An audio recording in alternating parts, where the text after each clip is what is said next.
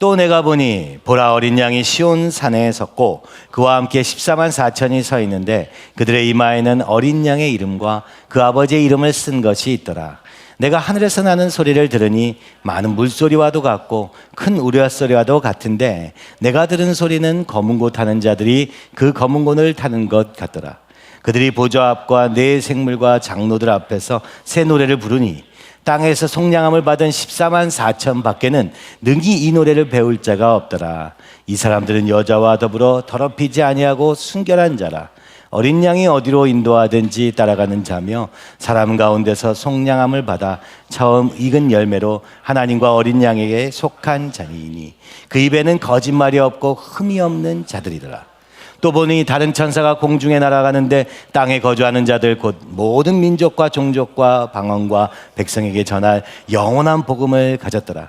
그가 큰 음성으로 이르되 하나님을 두려워하며 그에게 영광을 돌리라.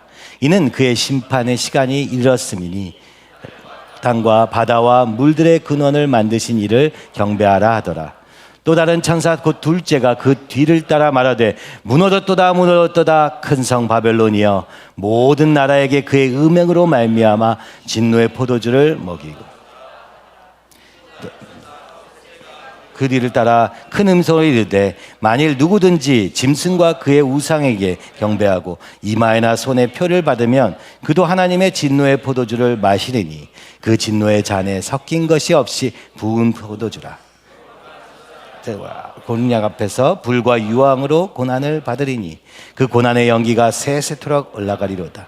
짐승과 그의 우상에게 경배하고 그의 이름표를 받는 자는 누구든지 밤낮 쉼을 얻지 못하리라 하더라. 성도들의 인내가 여기 있나니 그들은 하나님의 계명과 예수에 대한 믿음을 지키는 자니라. 또 내가 들으니 하늘에서 음성이 나서 이르되 기록하라. 지금 이후로 주 안에서 죽는 자들은 또다 심해 성령이 이르시되 그러하다 그들이 수고를 그치고 쉬리니 이는 그들의 행한 일이 따름이라 하시더라. 아멘. 기도하겠습니다. 하나님 아버지, 요한계시록을 통해서 우리에게 보여주시고자 하는 것, 오늘 하늘과 땅의 이 서로 다른 갈등 속에 있는 우리의 현실을 보게 하시기 위하여 그 영적 현실, 하늘과 땅에 또 아버지 짐승과 어린 양의 이 전쟁 중에 있음을 보게 하시고 또 깨어서 눈에 보이는 것이 아니라 눈에 보이지 않으나 이미 이루신 그 하나님의 구원의 역사가 우리의 삶의 증거가 되고 또 그것을 이루어가는 삶에 쓰임받도록 하시기 위한 것임을 보게 하여 주시옵소서. 하나님, 우리의 눈을 열어 주시옵소서. 아버지, 눈이 세상과 나와 아버지 우리가 배운 것에 갇혀 있는 것을 불쌍히 여기시고 하나님의 눈으로 보게 하시고 하나님의 말씀이 우리의 지혜의 근본이 되게 하여 주시옵소서. 예수님의 이름으로 기도하옵나이다. 아멘. 네, 이번 주에 요한계시록 이 부분을 계속 지나가게 되었습니다. 근데 요한계시록 13장에는 우리가 잘 아는 666에 대한 얘기가 나옵니다. 제가 고등학교 때 그때 이 만화가 나왔어요. 그래서 제가 굉장히 열심히 읽었습니다. 도대체 666은 누구인가? 그때는 버전이 이랬습니다. 이유라는 유럽연합이 생길 건데 거기에 그죠? 그것이 바로 적그리스도가 될 것이다. 그래서 이유는 절대 만들면 안 된다라는 내용이었습니다. 말을 타고 교황과 그죠? 정치 지도자들이 어떻게 이 세상을 종말을 향해 갈 것인지에 대한 그림도 굉장히 상세하게 적혀 있었습니다. 그래서 사실 저는 요한계시록 하면 그 만화가 제일 많이 생각나고 아마 제 나이 또래에서 교회 다니는 사람은 다 그것에 굉장히 집중하게 될 것입니다. 또 2000년쯤에 새로운 책이 나왔습니다. 이 계시록과 오늘 이 세상 역사에 일어나는 모든 일들을 분석한 책이었죠. 그죠? 그리고 그 책에서 또 놀라운 사실을 발견하게 된 것은 바로 이 이유의 컴퓨터의 이름이 짐승이라는 것이죠. 하필이면 컴퓨터 이름을 왜 짐승이라고 지었을까? 바로 이 요한계시록 13장의 666의 완성을 향해 여전히 달려가고 있는 세상에 대해서 보면서 또 충격을 받았습니다. 근데 이 모든 것은 사실 그죠? 성경을 통해서 본 게 아니라 세상을 보고 성경을 이해한 방식이라고 볼 수 있습니다. 이 666을 어떻게 해석하느냐? 게마트리아로 모든 알파벳이 숫자로 변환해서 이렇게 조합하면 666이 되는 단어를 찾아보니까 바로 이 요한의 시대, 이 핍박의 시대에는 네로 황제가 나왔고 그 이후에는 히틀러가 나왔고 그 이후에는 EU가 나왔고, 그죠? 이 모든 것들이 다 이 666이라는 숫자로 해석되는 것 같아 보입니다. 미국의 대통령 중에 레이건 대통령이 있는데, 레이건이 선거에 나왔을 때도, 그 대통령이 나왔을 때도 그의 이름을 숫자로 세어보니까 666이더라 해서 반대한 사람도 있다는 얘기를 저는 나중에 최근에서야 이것을 알게 되었습니다. 우리는 그래서 666이 누구인가, 적그리스도가 누구인가, 그리고 그때는 도대체 언제 오는가, 미래는 어떻게 될 것인가, 이 성경 안에서 꾸준히 찾아왔습니다.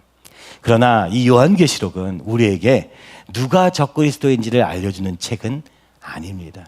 그렇죠? 또 최근에는 이 666이라는 그것이 사람의 수요 비밀에 가려진 것이다 했던 이 요한이 본 것이 바로 이슬람의 두 권에 쓰여 있는 비스밀라라는 그죠? 이 알라를, 그죠? 이 영적 전쟁 중에 있는 그들이 머리에 쓰고 있는 이것이 바로 이 666의 숫자를 썼을 때 내용, 모양과 비슷하다. 그러니까 알파벳 숫자가, 우리가 아는 아라빅 숫자가 아니라, 그죠? 이 표시를 아마 보고 666으로 봤을 것이다 라는 얘기까지도 나오고 있는 것이 사실입니다. 그러면 이 성경은 뭐라고 얘기하는가? 그죠? 왜 이것을 우리에게 보여주고 있는 것인가? 누가 적그리스도인지를 보려고 하는 것인가? 그죠? 어느 때에 종말이 다가온 것인지를 보려고 하는 것인가?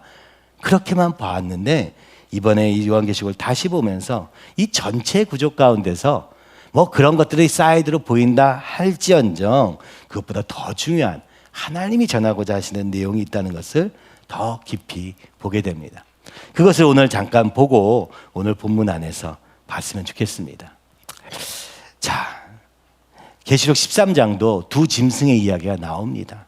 정치와 경제로 이 믿는 자들을 핍박하고 결국에는 굶어 죽도록 만드는 짐승의 표와 666의 이야기가 나오면서 굉장히 구체화된 그림으로 보여진 것도 보았습니다. 그러나 계시록을 전체로 보면 여기 가운데서 더 분명한 하나님의 뜻을 발견할 수 있습니다. 그래서 이 계시록의 이야기를 조금, 그죠? 어려울 수도 있지만 쭉 한번 다 보면 거꾸로 이 이야기들이 하나하나가 무엇을 얘기하는지 볼 수 있을 것 같습니다. 1장에서는 인사를 했다면 2장부터 내용이 시작됩니다. 2장과 3장에는, 그죠? 이 땅에 있는 7교회와 그 가운데 계신 예수님을 보여주고 있는 것이죠. 7교회는 그 7교회들이 이름이 다 적혀 있지만 7교회는 모든 교회, 완전한 교회 가운데 계시는 주님을 얘기합니다. 그리고 4장에서 5장에는 우리가, 그죠? 무엇이 있습니까? 하늘의 예배를 보여주고 있는 것이죠. 지금 요한은 이 땅에 있습니다. 이 땅에서 교회는 지금 무너져가는 것 같고 아무것도 보이지 않는 것 같아요. 그러나 주님은 그 요한에게 먼저 무엇을 보여주시나 하면은 이 교회 가운데 거니시는 주님. 그러나 그것이 우리에게 완전한 교회의 모습을 가지고 있지는 않기 때문에 그 부족한 부분까지도 알려주시고 인도하시고 깨닫게 하시는 그 주님을 2장과 3장에서 부어주었다면 이제 눈이 이 땅에 있는 교회, 이 땅 가운데 있는 교회 가운데 거하신 예수님이 아니라 4장과 5장에서는 하늘에서 이루어지고 있는 예배의 모습이 보여집니다. 우리 한번 계시록 5장에 있는 찬양들을, 4장과 5장에 있는 찬양들을 한번 함께 읽어보면 너무 좋을 것 같다고 생각이 들었습니다. 우리의 불러야 될 찬양이 무엇인가? 우리의 중심에서부터 불러와야 될, 결국에는 천국에 가서 드리게 될 찬양의 모습을 우리는 계시록 4장 5장에서 굉장히 구체적으로 볼 수 있습니다. 4장 8절에 보니까, 그죠? 내 생물, 그죠? 이 신기한 존재인 내 생물이 하나님을 향해서 찬양하는 어린 양과 하나님을 향해서 드리는 찬양은 이러합니다. 거룩하다, 거룩하다. 우리 함께 읽어보시죠. 거룩하다, 거룩하다, 거룩하다. 주 하나님 곧 전능하신 이여 전에도 계셨고 이제도 계시고 장차 오실 이시라. 이렇게 외칩니다. 하나님은 거룩하십니다. 하나님은 거룩하십니다. 그것도 3번이나 완전한 하나님의 거룩을 선포하는 이 찬양이 들려집니다. 그때 그 옆에 그죠? 장로들이 함께 있습니다. 그리고 그 장로들이 어린 양 앞에 엎드리며 부른 찬양이 4장 11절에 나옵니다. 함께 읽어보시죠. 우리 주 하나님이여 영광과 존귀와 권능을 받으시는 것이 합당하오니 주께서 만물을 지으신지라. 만물이 주의 뜻대로 있었고 또 지으심을 받았나이다 하더라. 여러분, 이 땅에서 요한이 본 것은 하나님의 권세가 미치지 못하는 것 같고 오히려 로마와 그 황제가 온 세상을 다스린 것 같은 그런 현실을 보고 있습니다. 그러나 하늘에서 우리가 보는 하늘의 예배는 어떻습니까? 그 하나님의 주권을 온전히 찬양하는 것으로 나타나는 것이죠.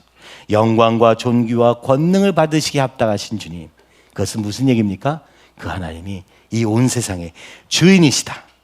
만물이 주의 뜻대로 있었고 또 지으심을 받았을 뿐이다 라는 것을, 그 결론을 함께 외치는 24장로들의 찬양을 보게 되는 것이죠.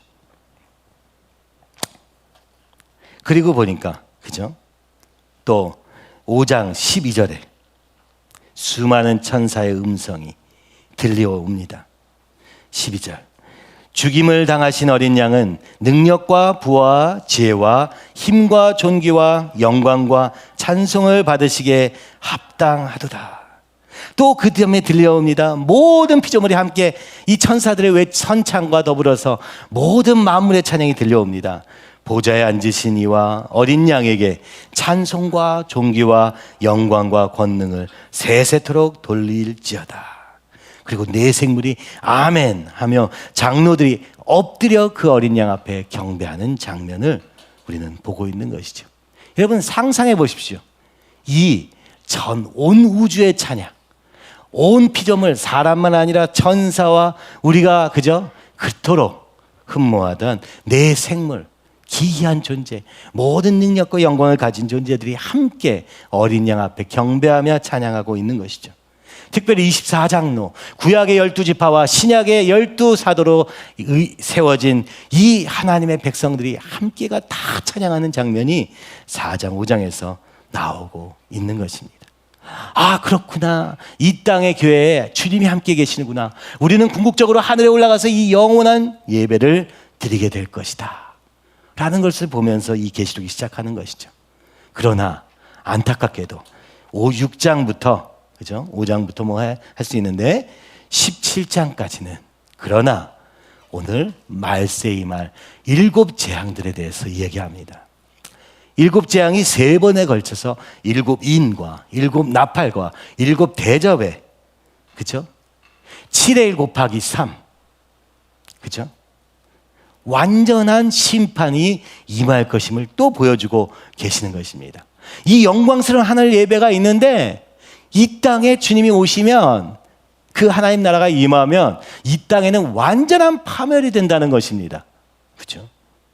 이 땅은 사라질 것이라는 얘기를 이제 길게 얘기합니다. 그렇죠?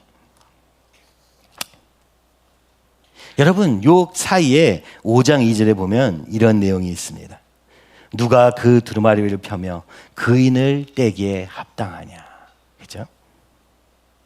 여러분, 보좌에 앉으신 어린 양께서, 예수님께서 두루마리를 가지고 계시는 거예요. 그리고 여기에는 7 인으로 봉해져 있는 것입니다. 이 장면이 얘기하는 게 무엇입니까? 바로 이 두루마리는 하나님의 말씀입니다. 그러니까 하나님의 말씀이라는 건 적혀 있는 형태로 보여지지만 우리 가운데 거하시는 그 말씀이신 하나님이 언제 궁극적으로 역사하시느냐? 아직은 아니라는 것이죠. 7인이 떼어져야지만 그 말씀이 우리 가운데 임하신다는 겁니다. 그때 외치는 것이죠. 누가 저 말씀이, 그죠? 그 말씀이 우리 안에 펼쳐지도록 할 수 있느냐? 그 말씀이 역사하도록 할 수 있느냐? 그래서 이 요한이 그 두루마리를 펴거나 보거나 하기에 합당한 자가 보이지 아니하기로 내가 크게 울었다고 말합니다. 무슨 얘기예요? 하나님, 이런 얘기입니다. 왜 오늘 이 세상은 말씀대로 이루어지지 않습니까?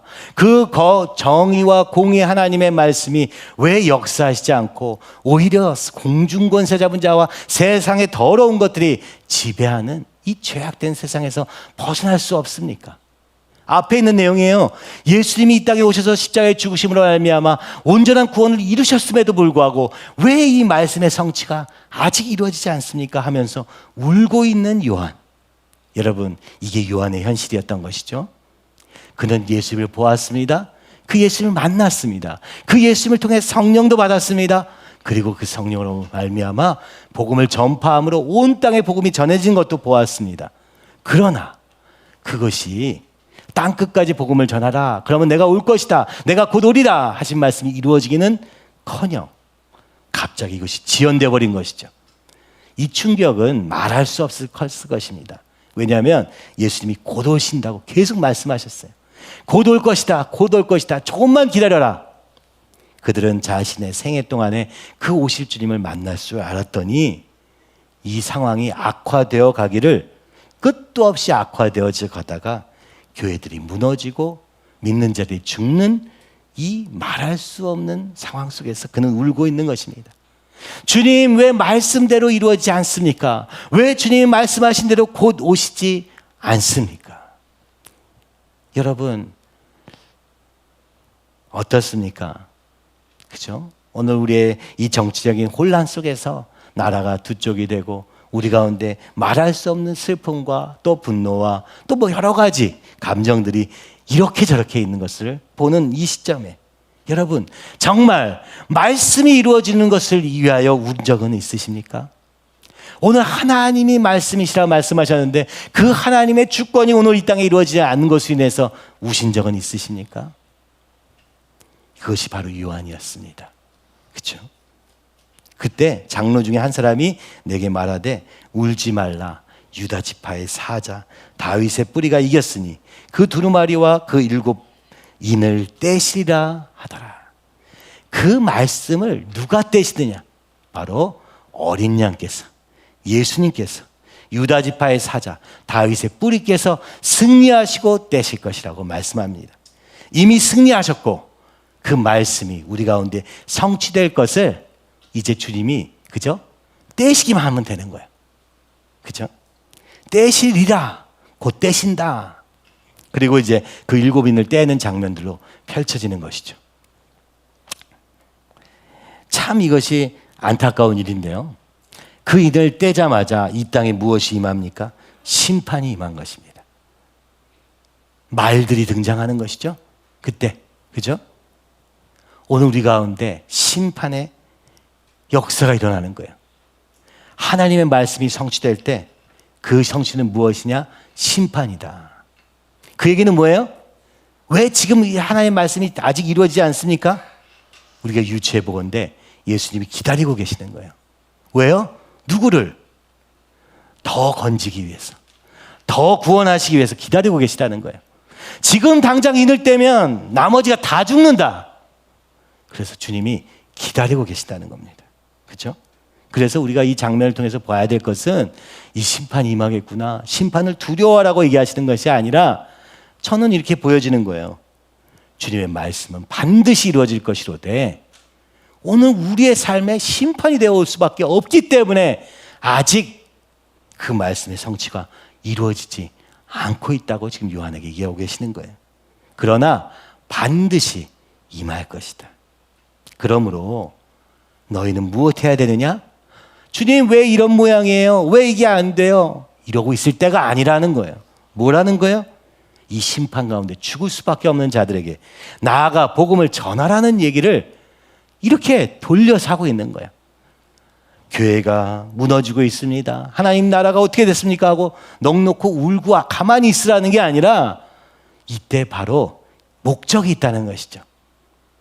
오늘 이 땅에 있는 이 백성들은 하나님의 말씀이 이루어질 때 다 죽을 수밖에 없다. 왜요? 죄인이기 때문에. 예수님의 십자가의 보혈로, 그죠? 그 피로 씻지 않고는 결단코 이 죽음을 피할 수 없기 때문에, 이 심판을 피할 수 없는 자리에 있기 때문에 그런 것을 보여주고 계시는 것입니다. 그래서 일곱인, 다시 보시죠. 계시록 이야기에 지금 이제 5장 이후에부터 나오는 얘기는 아주 현실적인 이야기예요.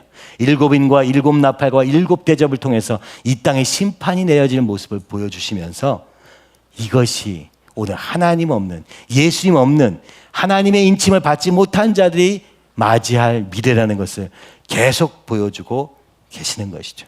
그리고 오늘 본문은 바로 요 사이에 껴있는 내용이에요. 물론 요 중간중간에 다 껴 있습니다. 하나님이 심판하시고 또 하나님의 백성들은 찬양하고, 하나님의 심판과 위로가 계속 겹쳐 있는 거예요.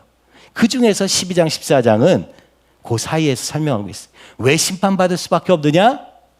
이 공중권세 잡은 자들이 오늘 교회를, 하나님의 나라를, 예수 그리스도에서 이루어진 이 땅에 보여지는 이 교회들을 핍박하고 공격하고 있다는 것입니다. 그죠? 그래서 결국에는 이 심판을 피할 수가 없다. 공중권세 잡은 자가 이 땅에서 하나님의 교회들을 무너뜨리는 일을 계속하고 하나님을 대적하는 일을 계속하고 있기 때문에 주님이 오시면 이 땅은 심판받을 수밖에 없다. 그러나 오늘 하나님의 백성들은 오히려 위로를 받게 될 것이다. 그죠? 이런 상황에 있어서 오늘 우리에게, 그죠? 이해할 수 없는 현실이 있다는 것이죠. 왜요? 두 짐승이 날뛰는 세상이기 때문에. 그죠? 오늘 용이 인간을 대적하고 있는 세상이기 때문에 이 내용들이 12장에서 14장 사이에서 쭉 설명되고 있는 것이죠. 그래서 여러분 12장을 보시면 어떤 내용이 나옵니까? 12장에는 여자와 용 얘기가 나오는데 바로 그것은 예수 그리스도 창세기의 내용이 나옵니다. 여자와 뱀의 이 영적 대결이 3장에서 나왔죠. 이미 선악과로 인해서 이루어진 이 영적 대결의 상황, 그것이 오늘도 여전히 지속되고 있다. 그러나 이 여자에게서 한 아이가 태어났어. 그죠? 그를 통하여, 그 예수 그리스도를 통하여 오늘 이 하늘의 전쟁이 일어나서 이 곧 뱀, 곧 마귀, 사단이라고도 하며 온천할 꿰는 그 큰 용을 내쫓게 될 것을 얘기하는 것이죠. 사실 요거는 12장 내용은요, 이미 이루어진 일이에요. 예수께서 오셔가지고 이미 이루신 승리에 대한 얘기입니다. 그렇죠? 근데 13장은 그 승리가 여전히 이 땅에 임하지 못하는 그 이유, 두 짐승이 아주 구체적으로 나타납니다. 두 짐승으로 인하여서, 그렇죠? 오늘 어떻게 이 싸움들이 심각한 우리의 삶 속에, 이 땅의 삶 속에 나타나는 것을 보여주고 있는 것이죠. 13장에는 짐승이 두 마리가 나오는데 한 짐승은 바다에서 나오고요, 한 짐승은 땅에서 나옵니다. 바다에서 나온다는 것은 어쩌면 우리가 미지의 세계라고 말할 수 있어요. 그러니까 두려움의 대상이에요. 바다를 가보십시오. 두렵습니다. 저기에 뭐가 있을지 몰라. 저 깊은 곳에 뭐가 있을지 몰라. 그래서 예전부터 이 바다는, 그죠? 두려움의 대상, 악의 어떤 화신과 같이 느껴지는 거예요. 거기서부터 나쁜 일이 생긴다고 모든 사람이 생각했던 거예요. 그 자연이 너무 커 보이니까. 이 바다는 어떤 사단의 세력인데, 그죠? 영적인 짐승이라고도 볼 수 있습니다. 왜냐? 뒤에 나오는 땅에 오는 것은 이 땅에 나와서 나오는 짐승이기 때문에 그래요. 근데 이 첫 번째 바다에서 나오는 짐승은 모양이 예수님을 닮았어요. 근데 말은 사단의 말을 하는 거예요. 거짓의 영입니다. 그리고 죽이는 영입니다. 그렇죠? 그리고 하나님을 대적하는 영입니다. 오늘도 마찬가지입니다. 지금 이 시대를 보십시오. 오늘도 아침에 메일을 보니까 그 날마다 스팸함에 있어도 얼마나 꾸준히 보내는지 몰라요.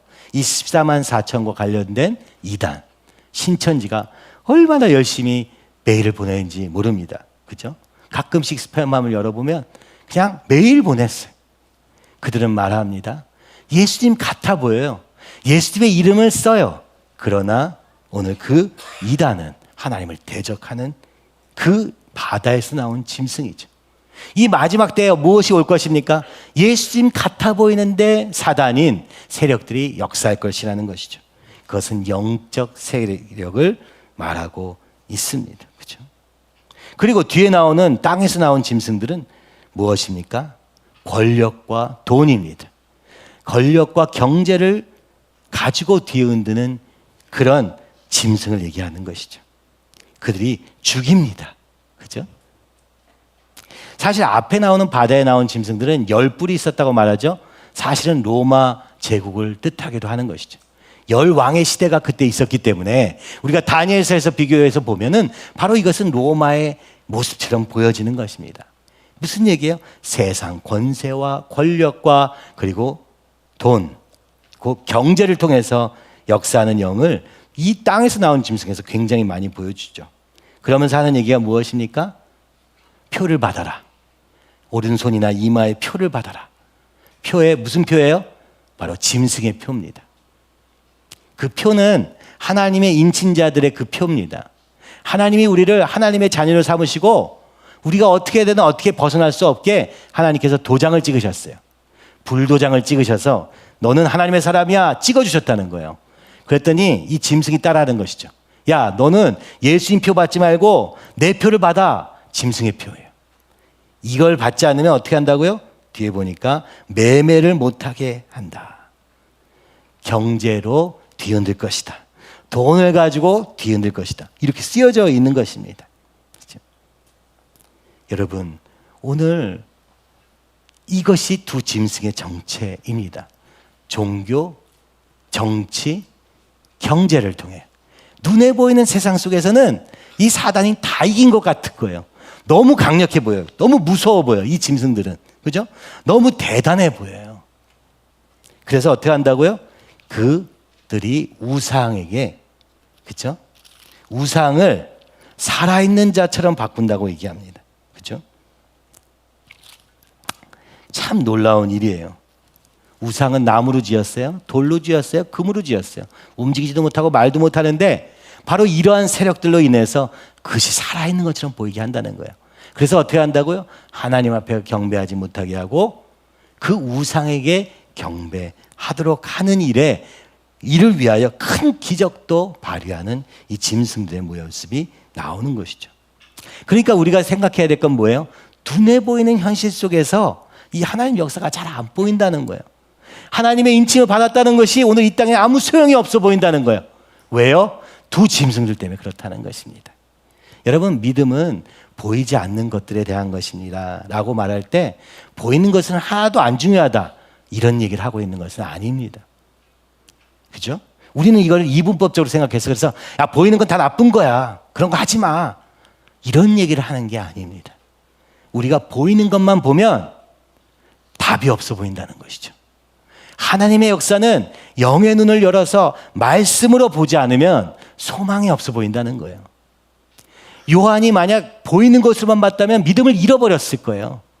그러나 하나님이 얘기해 주시는 거예요. 그래서 요한계시록을 통해서 야, 왜 이 땅에 그런 역사가 안 일어나냐? 짐승의 역사가 있기 때문이야. 사단이 거짓말하고 있기 때문이야.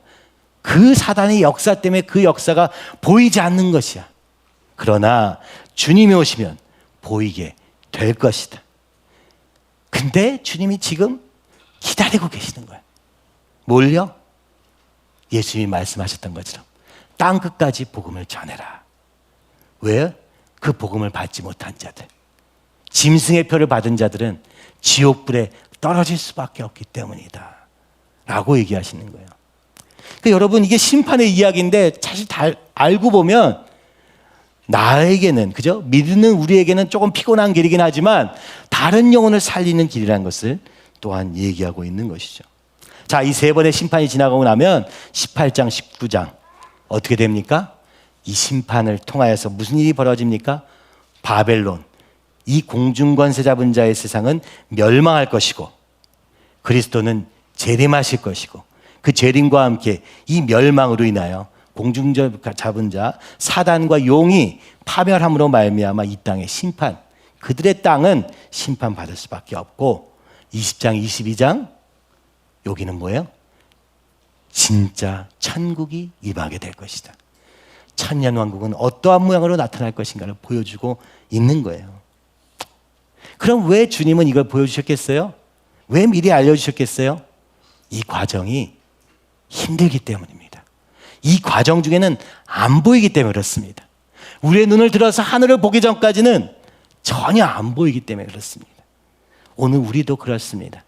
이 땅이 너무 커 보이고 이 땅이 전부여 같이 보이는 이유는 오늘 말씀을 통해서 성령을 통해서 이 어린 양 예수, 보좌에 앉으신 어린 양 예수를 바라보기 전까지는 소망이 없는 것이죠.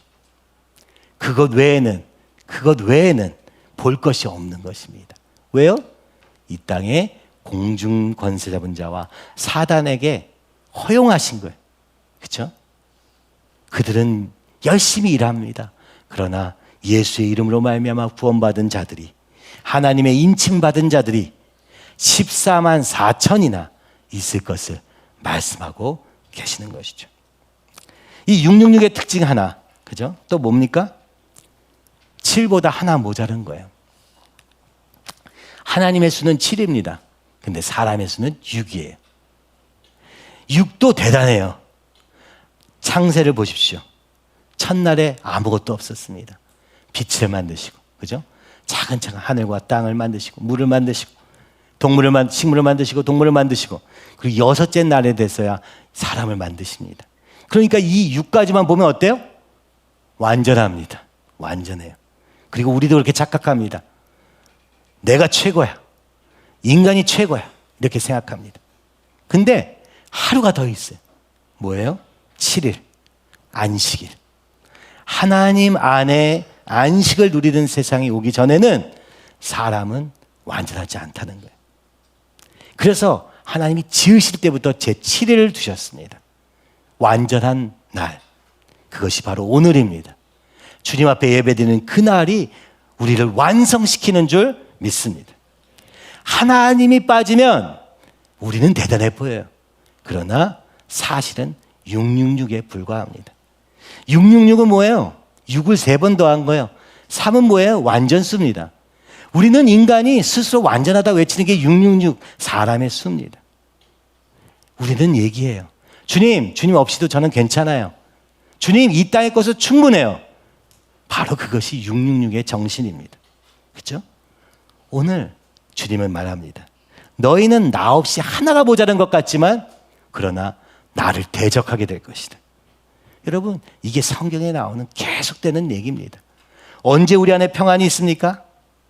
바로 안식일에 주님 안에서만 평안을 누릴 수 있다. 그것이 샬롬의 뜻이죠. 구약에서 끊임없이 얘기하고 있는 것 무엇입니까? 하나님 안에 거하는 것이 인간이 완전해지는 유일한 길이다. 사단에게 속지 않을 수 있는 길이다. 살 수 있는 길이다. 끊임없이 말씀하시고 신약에서 바로 그것이 예수님을 통해서 믿음을 말미암아 이루어졌다 말씀하고 계시는 것이죠. 여러분, 이 눈에 보이는 현실 속에서는 적그리스도 곧 세상 공중권세 잡은 자 사단이 가장 강력해 보입니다. 그것에 절하지 않고는 살 수 없어 보입니다. 그러나 오늘 14장은 어떻게 써 있습니까? 1절 보니까 또 내가 보니 보라 어린 양이 시온산에 섰고. 그런데 지금 바로 앞에 666 나왔잖아요. 그죠? 우리는 그래서 666만 봤잖아요. 도대체 누가 666인가? 666이 어떻게 될 것인가? 그게 어떤 결과를 가져올 것인가? 우리는 또 여전히 그 속에 살고 있습니다. 이 666의 세계는 인본주의 세상을 얘기하는 거예요. 하나님 없이 완전하다 외치는 그 외침이 바로 죽을 길입니다. 그렇죠? 오늘 우리가 깨어나야 될 부분이 바로 여기에요. 주님이 안 보인다고 내 생각과 내가 배운 것과 경험으로 사는 것, 그것은요 인본주의 세상입니다. 여러분, 이게 어려운 이유는 우리 모두가 하나님 만나기 전까지는 이 인본주의가 전부 가장 선한 것이라고 믿고 있는 것이에요. 그죠? 오늘날 이 세상이 진짜 안타까운 것은 하나님은 없다, 눈에 보이지 않는 것은 인정하지 않는 유물론 세상에 있다는 거예요. 이것은 무서운 일입니다. 하나님, 보이지 않는 하나님을 무시하기로 작정한 것이기 때문에 그렇습니다. 바로 그 바탕 위에 세워진 모든 사상은 사실은 심판당할 수밖에 없는 사상이에요. 아무리 옳아 보여도 그것은 틀린 것입니다. 왜요? 하나님을 무시했기 때문에. 그리고 그것은 하나님을 대적할 수밖에 없어요. 그죠? 속성이 그럴 수밖에 없다는 거예요. 이것이 오늘 우리 시대의 영적 싸움입니다. 여러분, 인본주의와 유물론, 그게 연결되어 있어요. 그래서 우리가 생각할 때는 야, 이런 게 선할 것 같아. 야, 이러면 세상이 좋아질 것 같아. 그렇게 해서 세상이 좋아지지 않는다고 계시록은 말씀해 주고 계시는 거예요. 왜요? 우리 인간들은 서로 그런 목표를 가지고 있을지라도 사실은 이 짐승들이 돌아다니고 있기 때문에, 사단이 우는 사자와 같이 삼킬 자를 삼키고 있기 때문에, 하나님이 우리 가운데 거하시지 않으면, 예수 그리스도의 영이 우리 가운데 거하시지 않으면 우리 누구나 다, 그죠? 스스로의 의에 취해서 결국에는 하나님을 대적하는 자리에 있을 수밖에 없다는 이 사실을 여러분 기억하셔야 됩니다. 오늘 우리의 영적 싸움은요, 무슨 세상과 싸우는 게 아니에요. 그죠? 오늘 우리 안에 예수님을 지키는 싸움입니다. 예수님을 바라보는 싸움입니다. 이게 너무 중요해요. 오늘 이 세상은요, 인간의 기술력과, 그죠? 한편으로는 기술력을 향해서 막 달려가고 있어요. 아, 이제 다 된 것 같아. 이제 생명도 이제 다 다스릴 수 있을 것 같아. 그죠? 죽지 않는 세상이 올 것도 같아요. 기술력으로. 이것이 얼마나 무서운 생각이냐? 바로 이 하나님을 배제시키기 때문에 그렇습니다. 우리가 그러려고 한 게 아니라 사단이, 짐승이 요 가운데서 장난질을 하고 속이게 만드는 것이죠. 머릿속으로는 하나님을 인정하는데 우리 삶에서는 그 하나님의 주권을 인정하지 않는 모습으로 나타나는 것. 그죠? 이게 무서운 일이죠. 자, 보니까 근데 요한이요, 무엇을 봅니까? 이 두 짐승만 보고는 답이 없어. 설명은 됩니다. 오늘 현실이 이래서 이렇구나. 이 두 짐승으로 인해서 끊임없이 하나님을 대적하는 세력이 있기 때문에 그렇구나. 다니엘이 기도해서 보았던 것처럼 하나님이 향한 기도가 아직 응답되기까지 20일이 남아있구나. 아직 세 일의 시간이 아직 남아있어서 이럴 수밖에 없구나. 그것만 가지고는 우리 소망이 안 되죠. 그죠? 그래서 하나님이 뭘 보여주십니까? 어린 양이 시온산에 섰고, 구원의 완성인 시온산, 이곳에 서신 어린 양, 우뚝 서 계신 예수님을 보여주신 것입니다. 그 예수님이 누구와 함께 있습니까? 14만 4천이 서 있는데, 구약의 12지파와 신약의 12사도로 세워진 12교회의 이 놀라운 역사가 그의 눈앞에 펼쳐진 것입니다. 여러분, 오늘 우리도 믿음으로 이것을 보게 되기를 간절히 소원합니다. 주님, 우리의 눈을 열어서 오늘 하늘 보좌에 세워지신, 하나님이 우뚝 세우신 예수님과 그 14만 4천을 보게 하여 주시옵소서. 우리는 봤어요. 말씀에서 이미 보여주신 것이니까. 그리고 그들의 이마에는 어린 양의 이름과 그 아버지의 이름을 쓴 것이 있더라. 그들은 하나님의 인침을 받은 자들이라고 말합니다. 그리고 나서 무엇이 보여집니까? 많은 물소리 같고 큰 우레소리 같은데, 요한에게는 검은고 소리 같은 아름다움, 우리가 상상할 수 없는 큰 소리가, 그죠? 참 놀라운 것은 보이는 게 아니었어요. 들리는 거였어요. 하나님을 향한 찬양 소리가 오늘 그들 안에 요한에게 들려질 때 그것이 얼마나 영광스러운 장면을 펼쳐졌는지 한번 상상해 보십시오. 그리고 그들이 보좌 앞과 네 생물과 장로들 앞에서 새 노래를 부르니, 여러분, 우리의 찬양이 이와 같이 되기를 간절히 소원합니다. 이 세상에는 부를 수 없는 노래, 뒤에 나와요.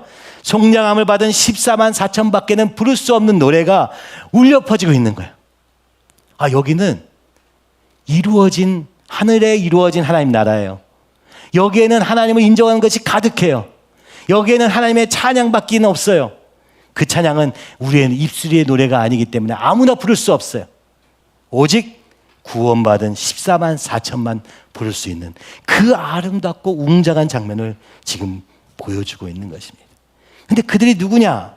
4절에 딱 자세하게 나와요. 여자와 더불어 더럽히지 아니하고 순결한 자라. 여러분, 이 짐승들이 막 온갖 휩쓸어가지고 온 세상에 우리를 넘어뜨리려고 해요. 종 삼으려고 해요. 근데 거기에 타협하지 않은 자, 이걸 순결한 자라고 말하는 거예요. 야, 우리가 나쁜 행동 전혀 안 하고 그냥 도덕적으로 똑바르게 사는 거, 이걸 얘기하는 게 아니라, 그죠? 영적으로 세상과 타협하지 않고 사단과 타협하지 않고, 그죠? 금송아지와에게 절하지 않는 그 순결한 자를 말합니다. 그리고 두 번째 특징이 뭐예요? 뭡니까? 두 번째는 어린 양이 어디로 인도하든지 따라가는 자며 그들은 예수님의 제자입니다. 참 신기하죠? 예수님을 따르는 자가 증거예요. 세상을 따르지 않고 예수님을 따르는 자. 그들은 또 누굽니까? 사람 가운데에서 속량함을 받아. 이 얘기도 되게 중요하다고 말씀드렸죠. 누구나 되는 게 아니에요. 사람들이 있어요. 근데 속량함을 받아야지만 되는 거예요. 구원을 받아야 되는 거예요. 건짐을 받아야 되는 거예요. 그게 무슨 얘기예요? 나 절로 가야지. 나 이제 하나님 편 할게요. 이렇게 되는 게 아니에요. 주님이 우리를 건져 주셔야 되는 거예요. 그죠? 속량함을 받아 처음 익은 열매로 하나님과 어린 양에게 속한 자들, 바로 요한을 얘기하는 것입니다. 오늘 예수님 오셔서 처음 세워진 교회, 거기서 처음 부름을 받은 자들이 바로 24만 4천이더라. 교회에 속한, 교회가 된 그리스도인들을 말하는 것이, 그들의 입에는 거짓말이 없고 흠이 없는 자들이더라. 거짓말, 곧 사단의 영에 영향을 받지 않는다는 거예요. 여러분, 아파도 받지만 이 짐승들은요, 말로 계속 하거든요. 그죠? 오늘 우리의 입술에 그 사단의 말이 있으면 우리는 사단의 영향을 받은 거예요. 거짓말이 있는 거예요. 속은 거죠. 그렇지만 내 입에서 나오는 게 사단의 말인 거예요. 저도 요즘은 좀 말을 조심해야겠다는 생각 진짜 많이 하고 있어요. 내 생각은 죽이고 주님의 말만 했으면 좋겠다, 이런 생각이 들어요. 내가 아무리 좋은 생각을 해도 때로는 그것이 사람을 살리지 못하고 죽인다고 생각할 때 두려운 마음이 들더라고요.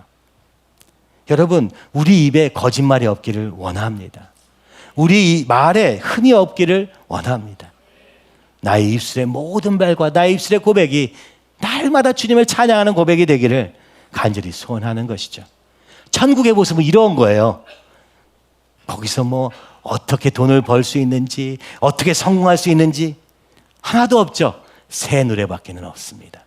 주님의 영광을 찬양하는 이야기밖에 없는 그 놀라운 역사. 여러분, 이것이 거짓말이 없고 흠이 없는 바로 24만 4천의 모습이었던 것입니다. 여러분, 이 땅을 휩쓰는 두 짐승과 적그리스도 666의 세계가 이 땅에 펼쳐져 있습니다. 그러나 하늘을 보니 어린 양이 우뚝 서 계시고 14만 4천과 놀라운 찬양, 하늘의 찬양, 새 노래가 불려 퍼지는 세상도 주님이 보여주시고 계시는 것이죠. 그때 또 무슨 일이 일어납니까? 새 천사가 온 세상을 다니면서 선포하기 시작합니다. 그 내용은 뭡니까? 첫 번째, 모든 민족과 종족과 방언과 백성에게 전할 영원한 복음을 선포합니다. 뭐예요?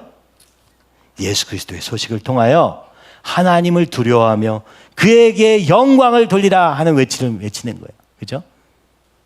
오늘 지금 이 복음의 소리가 세상에서 작게 들리죠? 근데 그날, 주님이 오시는 날, 천사들이 돌아다니면서 온 땅과 온 구석구석마다 다니시면서 하나님을 두려워하며 그에게 영광을 돌리라 외칠 거라는 거예요. 무슨 얘기예요? 하나님의 영광의 소식이 온 땅에 퍼지는 거예요. 막 확성기 같이, 이 스피커 같이 온 땅에 어디서 보도 다 들려. 바로 예수님이 오셨다 외치는 거예요. 그 예수님을 바라봐라 외치는 거예요. 두 번째 천사가 뭐라고 외칩니까? 무너졌도다, 무너졌도다, 무너졌도다, 큰 성 바벨론이여. 여러분, 이 공중권세 잡은 자와 두 짐승이 쫓겨나갈 것이라는 것입니다. 그 더러운 음녀와 그 악한 영들의 세계가 확 다 그냥 멸절당할 거라는 겁니다. 그렇죠? 모든 나라에게 그의 음행으로 말미암아 진노의 포도주를 먹이던 자로다. 우리에게 어떻게 해요? 우리를 계속 속여가지고 진노의 포도주를 마시게 하는 거예요. 하나님의 진노를 피할 수 없게 만드는 거예요. 진노를 받게 만드는 거예요. 이게 이 바벨론, 곧 사단이 하는 목적이라는 것입니다. 우리를 살려고 하는 게 아니라 우리를 죽이려고 하고 있다는 거예요. 이게 선포가 되면서 그들이 세운 이 땅의 모든 것들이 다 무너질 것이라는 것입니다. 오직 하나님의 이름으로 한 것들만 남는 그날이 올 것임을 둘째 천사가 선포합니다. 그리고 셋째 천사가 외칩니다. 만일 누구든지 짐승과 그의 우상에게 경배하고 이마에나 손에 표를 받으면 그도 하나님의 진노의 포도주를 마시리니 그 진노의 잔에 섞인 것이 없이 부은 포도주라. 거룩한 천사 앞과 어린 양 앞에서 불과 유황으로 고난을 받으리니 그 고난의 연기가 세세토록 올라가리로다. 짐승과 그의 우상에게 경배하고 그의 이름 표를 받는 자는 누구든지 밤낮 쉼을 얻지 못하리라. 지옥이 이제 나타나게 되는 것이죠. 그렇죠? 뭐예요? 하나님의 인침을 받지 못하고 이 짐승의 표를 받은 자들, 그렇죠? 그들은 불과 유황의 지옥불에 떨어질 수밖에 없고 그 연기가 세세토록 그치지 않는 이 고통 속에서 밤낮 쉬지 못하고 있게 된다고 말하고 있는 것이죠. 이 셋째 천사의 음성은 마치 오늘 요한에게 지금 들려주고 있는 것 같지 않아요? 요한아, 힘내라. 그렇죠?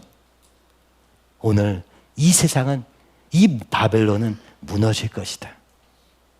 그리고 끝까지 이 임침받은 그 하나님의 백성은 승리할 것이다. 세상과 짐승의 표를 받는 것이 지금은 더 좋아 보여요. 더 나의 유익에 좋아 보여. 그러나 그것을 받은 자는 결단코 구원받을 수 없는 새하늘과 새 땅. 그렇죠? 그러니까 예수 그리스도로 인해서 이 땅에 하나님 나라가 임한 거예요. 그랬더니 어떻게 돼요? 이 땅의 공중 권세 잡은 자의 세상과 끊임없이 부딪히는 거예요.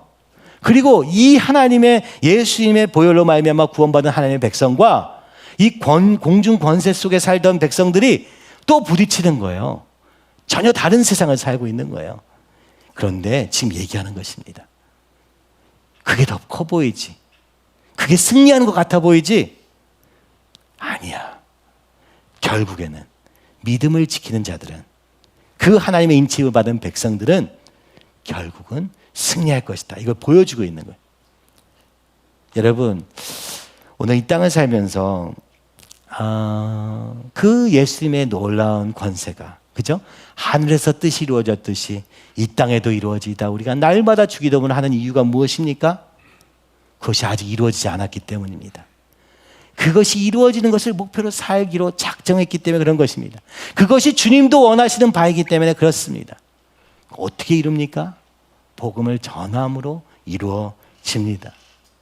그러니까 오늘 이 복음을 전하는 것이 이 영적 현실 속에서 보면 엄청난 일인 것입니다. 오늘 아침에는 기도하다가 그런 생각이 들더라고요. 주님, 이 교회를 안디옥 교회로 세우셨죠? 그리고 주님이 홍콩에도, 일본에도 교회를 세우셨죠? 베이징에도, 한동대에도 교회를 세우셨죠? 지금 보니 이것이 가장 놀라운 일입니다. 주님이 교회를 세우시는 것, 우리 안에 우리가 진짜 주님의 백성이 되도록 하시는 이것이야말로 가장 영광스러운 것을 보여주시기 위하여 지금 요한계시로 보여주시는 것이군요. 주님, 우리는 눈에 보이는 것에 속아서 눈에 보이는 것에서 한계 속에서 괴로워하고 있지만 주님은 이 하늘 보좌를 보여주시고 하늘의 예배를 보여주시며 이곳에서 그 하늘의 예배가 이루어지기를 간절히 소원하고 계시는 것이군요.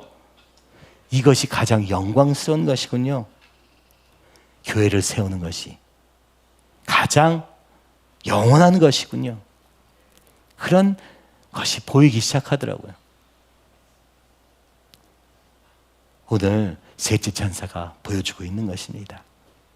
그러나 주님이 다시 오실 때 짐승의 표를 받은 자들은, 이 땅에 좀 편하고자 했던 그것이 그들의 영혼의 멸망이 되고 심판이 되는 것을 알려주어라. 알려주어라. 어떻겠어요? 요한이 지금 나가서 전도하면 사람들이 그럴 거 아니에요? 교회가 다 죽고 믿으면 막 감옥 가서 죽는데 내가 그거 왜 믿어야 됩니까? 하지 않았겠습니까? 우리는 그런 시대를 살고 있지 않지만, 그러나 믿음이 조롱받고 예수 그리스도의 그 십자가가 아주 하찮은 것으로 여겨지는 세상 속에 살고 있지 않습니까? 그러나 이것을 보았을 때 요한은 외칠 수 있었을 것입니다. 짐승의 표를 받지 말아라. 주님이 곧 오실 것이다. 여러분, 이것이 복음입니다. 그것이 우리의 영혼의 살 길이라고 지금 외치고 계시는 것이죠. 우리 12절과 13절 한번 같이 읽고 기도하면 좋겠는데요. 성도들의 인내가 여기 있나니 그들은 하나님의 계명과 예수에 대한 믿음을 지키는 자니라. 아멘. 그때 이 요한이 또 그리고 우리에게 지금 말씀해 주고 있는 거예요.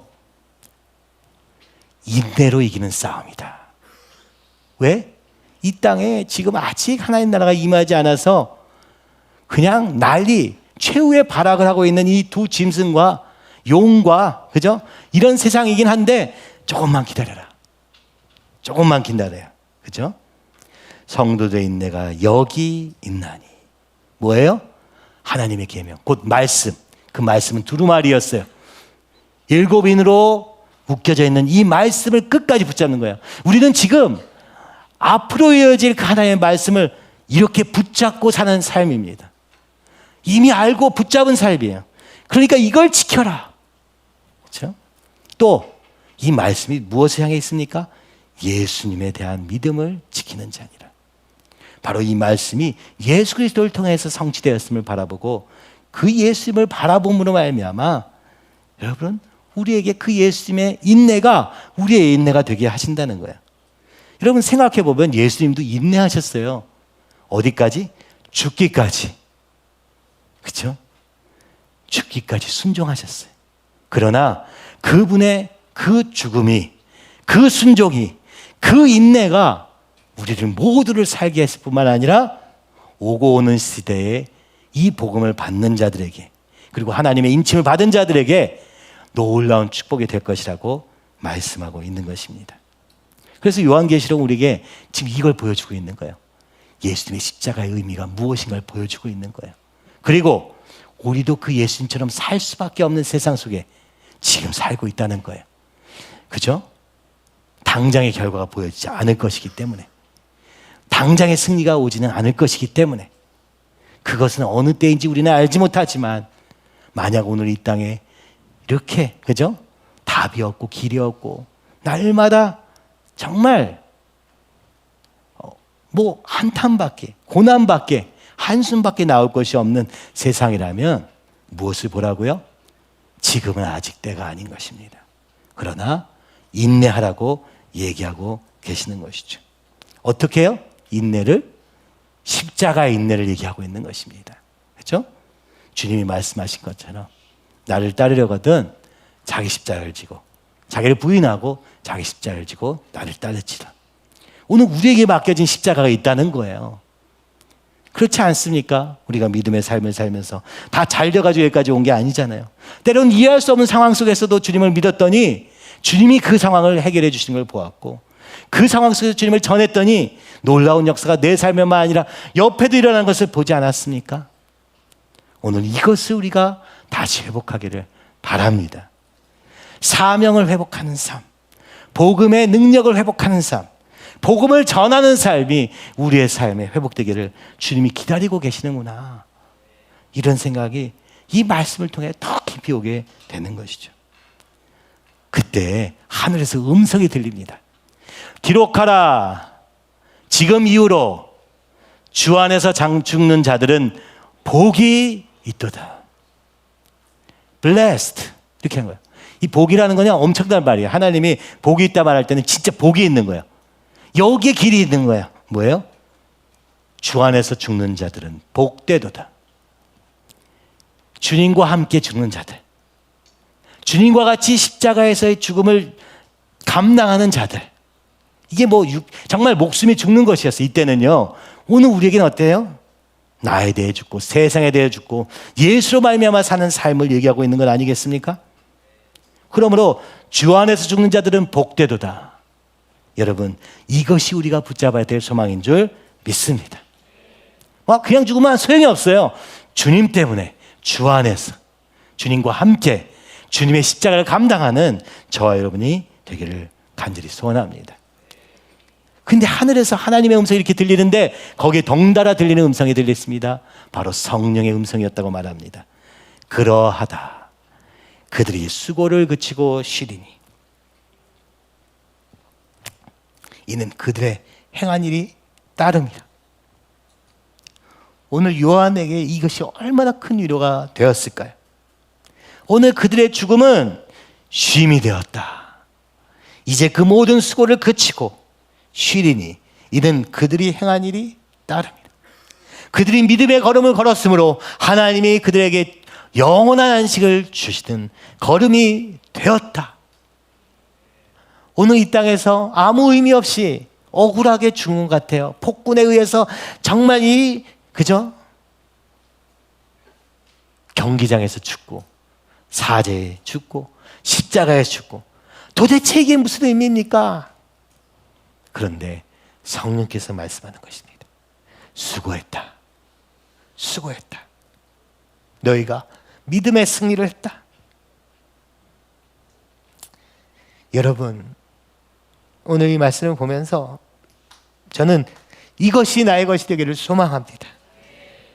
주님, 너무나 눈에 보이는 상황과 사람 때문에 일희일비하는 인생이었습니다. 근데 주님, 요한을 통해서 이 계시록에 이것을 보여주시니 감사합니다. 이것이 나의 현실이 되기 원하고 이것이 우리 안에 이루어지길 소원하며 이것이 우리의 전부가 되게 하여 주시옵소서. 오늘 이 땅이 심판을 향해 가고 심판의 재앙의 소식이 들릴 때 주님이 가까이 오셨구나 기뻐하는 우리 되게 하여 주시옵시고, 견딜 수 없는 고난 중에도 주님과 함께 주님으로 인하여 힘을 얻고 주님과 함께 승리하는 우리 되게 하여 주시옵소서.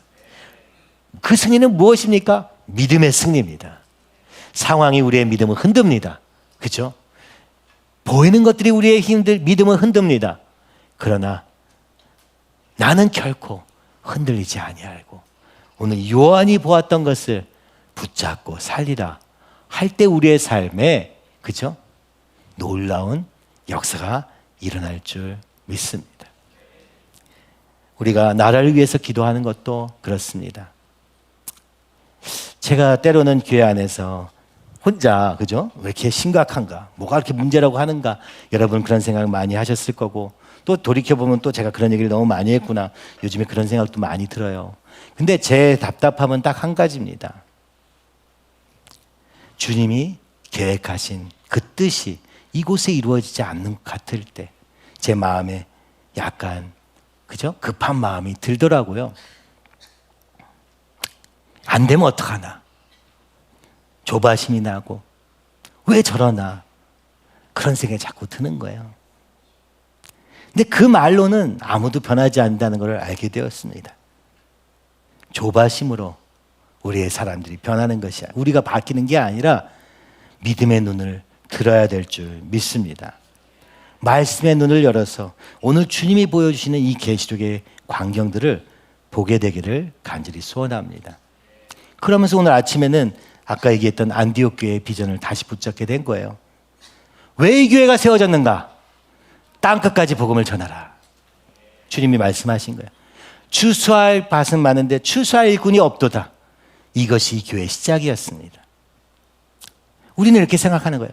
그래, 복음 전하면 되지. 예수님 그냥 모르고 교회 오라고 하면 되지. 우리 이렇게 생각하는 거예요.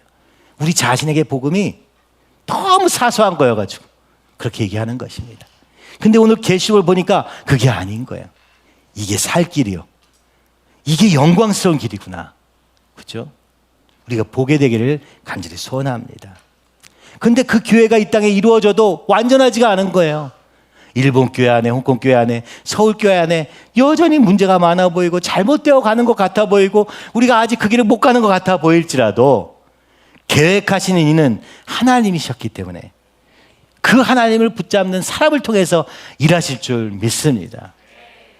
오늘 우리도 이제 더 이상 보여지는 상황과 사람 속에서 섣불리 저같이 결론을 내지 말고 이제는 좀 눈을 들어서 하늘을 바라보고 이 하나님 뜻의 손을 가지는 저와 여러분이 되기를 원합니다. 1907 집회 우리가 왜 가야 됩니까? 저는 이 나라에 하나님이 축복을 주셨다고 믿습니다. 우리가 잘나서 된 것이 아니라 주님이 주신 축복이라고 믿습니다. 그것을 그렇게 믿지 않은 사람들도 많아요. 세상 사람들은 그렇게 보지 않아요. 그러나 저는 그렇게 봅니다. 그리고 그 주님이 주신 이유가 선교 한국, 땅끝까지 복음을 전하는 일을 감당할 나라로 세우셨음을 우리는 이미 보았고 지금도 그렇습니다. 그렇다면 이것을 이제 멈춰도 되는 시기가 된 것입니까? 아닙니다.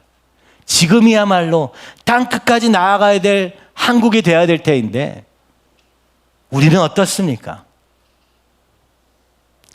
주님의 뜻을 위해서 달려갈 준비가 되어 있습니까? 오히려 조그마한 기쁨, 돈과 쾌락에 그 사소한 것에 그게 전부인 것처럼 살고 있지 않습니까? 그게 안 중요하다는 얘기가 아니라 그게 전부인 삶이 문제인 것입니다. 때로는 여러분 우리 청년들을 보면서는 어떤 생각이 드냐면 돈이 없는 게 믿음이라고 믿는 사람도 저는 봤어요. 어찌 믿음이 이렇게 능력이 없어서 고작 돈이 있고 없고가 믿음의 기준이 될 수 있단 말입니까? 저는 그렇게 생각하지 않습니다. 하나님이 물질을 주시면 그것을 오직 말씀을 전하는 데 쓰임받는 저와 교회와 나라가 되는 것이 주님의 뜻이라고 믿습니다. 여러분, 너무 소시민으로 바뀌어버린 이 한국의 현실이 너무 안타깝습니다. 꿈을 꾸고 하나님이 주신 비전을 붙잡고 더 달려가기보다는 그냥 지금 편안하고 지금 맛있는 거 먹고 지금 좋은 데 가고 이게 전부인 세상으로 전락한 이 대한민국에 무슨 소망이 있습니까? 아이 키우는 것도 힘겹다고 아이도 낳지 않아서 이 나라의 미래가 멸망되기로 작정되었는데도 불구하고 또 돈 얘기를 하는 우리의 이 어리석음이 정말 돈이 문제입니까? 아니면 이 생각이 문제입니까? 무엇을 위해서 살고 있는 것입니까? 주님이 한탄할 수밖에 없는 현실이라고 저는 보여집니다. 제가 때로 공부보다 더 중요한 게 있다라는 것은 공부가 안 중요하다는 얘기가 아니고 공부를 해서 무엇을 할 것이냐, 우리의 삶의 목적과 이유와 그것이 하나님의 계획과 연결되지 않는다면 바벨론이 무너질 때 우리가 세운 모든 것도 같이 무너지지 않겠습니까?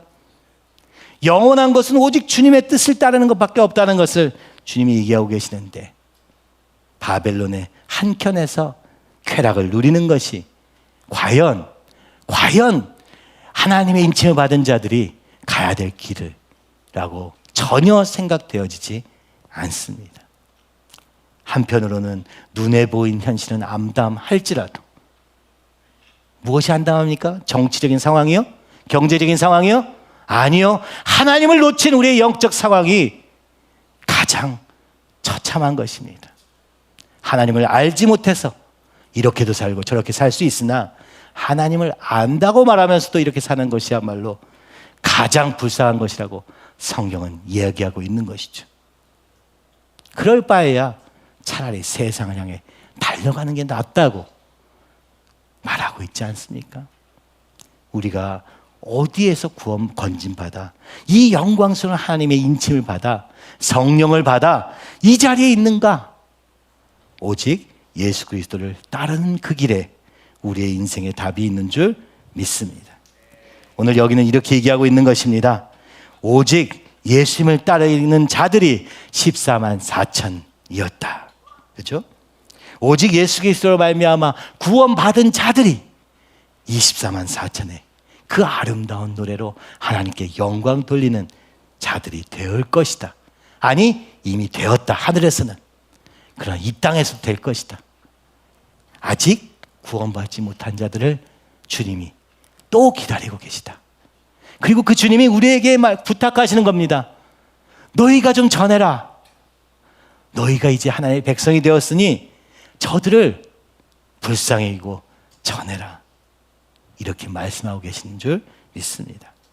오늘 이 교회가 가야 될 방향은 우리끼리 잘 지내자 하는 데 있는 것이 아니라 땅끝까지 복음을 전하라 명령하신 그 예수님의 명령을 따라 가보는 걸음에 있음을 우리가 분명히 하기 원합니다. 어느 자리에 있든지 부유한 자나 가난한 데 처하든지 뭐 핍박 중에 있든지 하나님이 놀라운 역사 가운데 있든지 상관없이 그 주님의 뜻을 구하고 주님만을 향해 달려가는, 주님께 찬양과 영광을 돌리는 그런 우리의 삶이 되어 마지막 날, 주님이 오시는 날, 이 영광스러운 새 노래를 부르는 저와 여러분이 되기를 간절히 소원합니다. 여러분, 그렇게 부르신 줄 믿으시기 바랍니다. 지금 내가 속은 부분이 있다면 주님 깨닫게 하여 주시옵시고, 이제는 순결한 자들이 되게 하여 주시옵소서. 그리하여 하나님만 보여지는, 믿음으로 보이는 그 놀라운 역사가 우리에게도 있게 하여 주시옵시고, 소망 없는 현실 속에서 오히려 주님을 보는 그 놀라운 감격으로 말미암아 사는 우리 되게 하여 주시옵소서. 하나님 이 땅에 주신 이 놀라운 축복 주님이 사용하여 주시기를 간절히 소원합니다. 아니, 하나님이 사용하실 줄 믿습니다. 주님, 우리가 그 소원에 함께 동참하고 북한을 향하여서 또 하나님을 모르는 온 세상의 이 사상과의 전쟁에서 또 이스라엘과 이슬람까지 주님이 오실 그 땅을 향하여 끝까지 달려가는 그 사명을 놓치지 않는 그 영광스러운 찬양, 하늘의 예배를 사모하며 달려가는 우리 모두에게 축복하여 주시옵소서. 또 이 교회 안에, 그러나 우리 안에 여전히 모자르고 부족한 부분들도 있습니다. 그러나 주님, 그것도 주님이 바꿔가실 줄 믿습니다. 일본 교회 가운데 주님이 이제 축복의 역사를 부으셔서 2명으로 시작한 교회가 6명이 되게 해주시니 감사합니다. 주님이 그 가운데 역사해 주시니 너무나도 감사합니다. 우리의 부족함보다 주님이 하신 일이 먼저 보여지게 하여 주시옵시고, 홍콩 교회를 통해서 시작하신 그 일이 우리의 교회와 우리의 삶을 통하여 온전히 이루어지게 하여 주시옵시며, 오늘도 그 찾고 찾으시는 그 주님의 음성에 쓰임받는 교회 되게 하여 주시옵소서.